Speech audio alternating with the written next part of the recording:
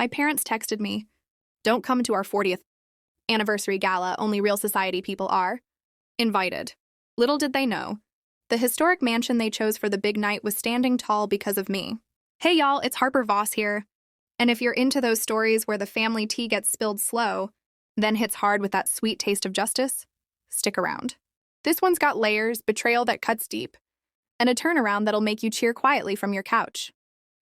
Hit that like button if you're ready for some real emotional payback, and subscribe if you want more of these calm but intense tales dropping straight into your feed. Let's dive in. The text came through while I was knee-deep in blueprints at my desk, in a quiet office overlooking Puget Sound in Seattle, Washington. My phone lit up with Mom's name, Eleanor Voss, and the message was short, polite, and brutal. "Harper, we've decided it's best if you skip the Anniversary Gala this weekend. The guest list is very select, high society folks who move in those circles. We don't want any awkward explanations about your line of work.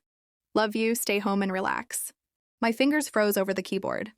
40 years of marriage for Eleanor and Theodore Voss, celebrated at the Grand Hawthorne Manor in the hills outside.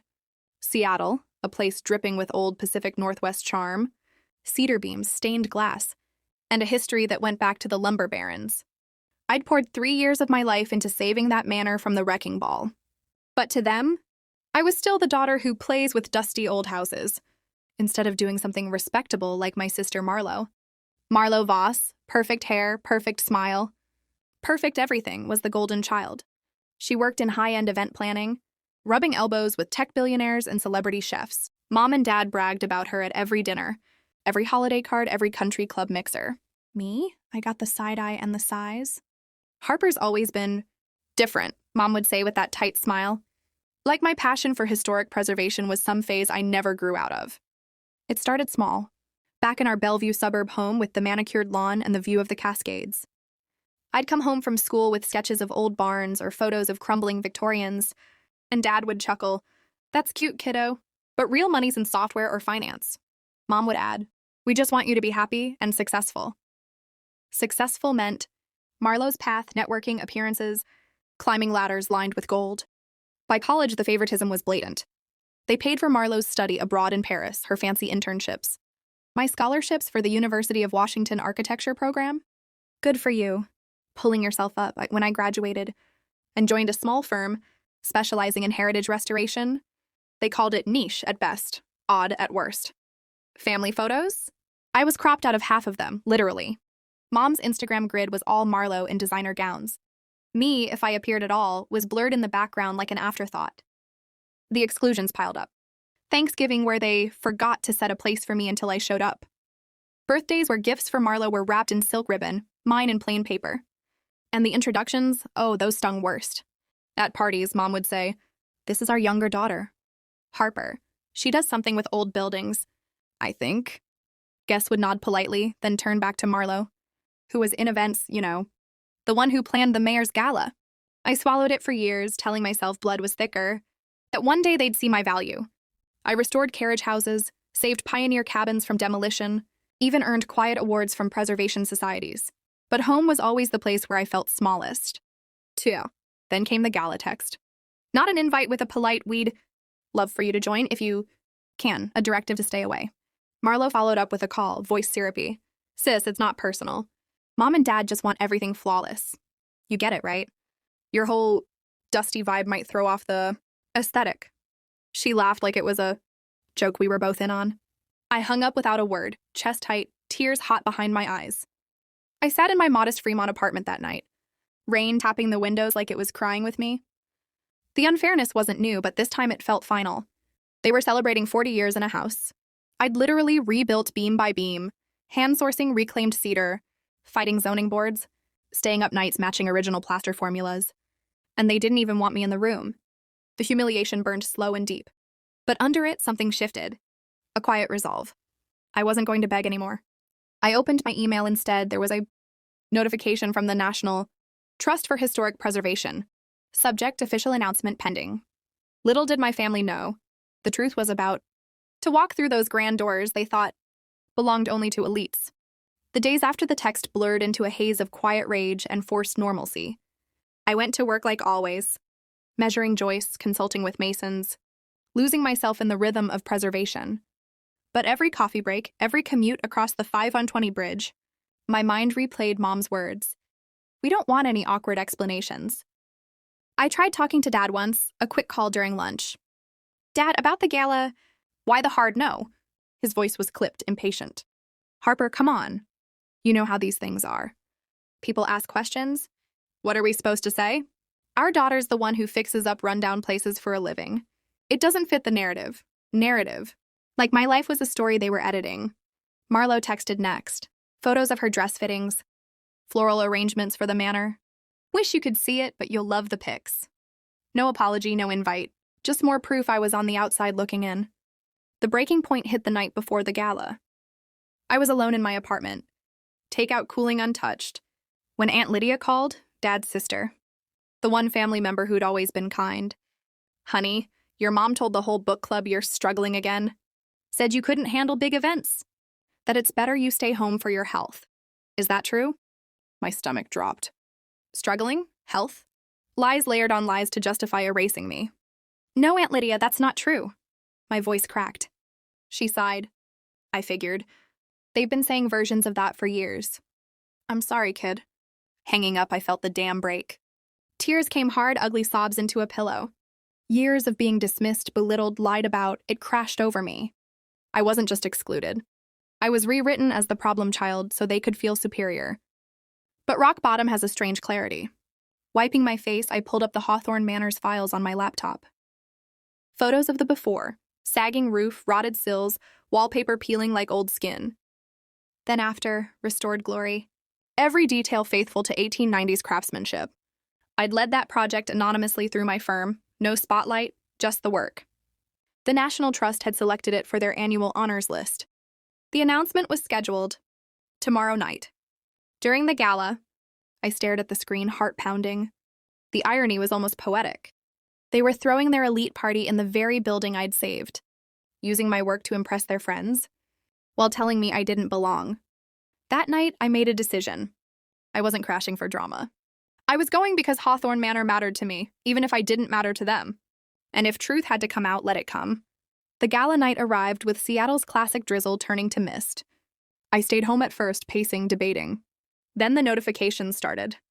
Friends in preservation circles texting, Harper, the trust just dropped the honors list. Your name's all over it for Hawthorne. I opened the article. Headline, Hawthorne Manor earns national recognition, led by Seattle's Harper Voss. Photos of the restored foyer. Quotes from my project notes about letting the building tell its own story. Then the bombshell.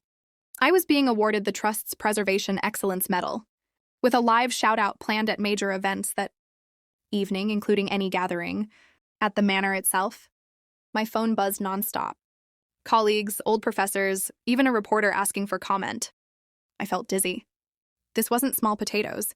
This was the kind of honor that put careers on maps. Meanwhile, at Hawthorne, my parents were toasting with champagne under chandeliers I'd rewired myself. Guests, tech execs, philanthropists, old money, mingled, complimenting the stunning venue. Mom smiled modestly. We just love historic charm. Dad nodded. Took some doing to get it ready. Then phones started lighting up. Guests glancing down, murmuring, Wait, Voss? Like the hosts?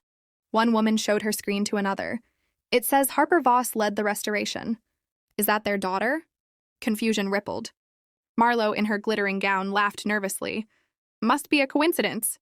Our Harper doesn't do big projects like that, but the article had my photo. Me in work boots on the scaffolding. Clear as day. Aunt Lydia, who'd driven up despite everything, spoke up first. That's our Harper. The one your mom said was struggling. Heads turned. Mom's face paled. Dad cleared his throat. There must be some mistake. But the Trust's regional director, Elena Ramirez, a woman I'd worked with for years, was there as a guest. She'd been invited by a board member. She stepped forward with her phone. No mistake. Harper Voss is the project lead. Her work saved this manor from demolition. And tonight, she's receiving our top honor. Gasps. Whispers turn to open questions. Where is she? Why isn't the daughter here? They said she couldn't come because of issues? The shock hit my family like cold water.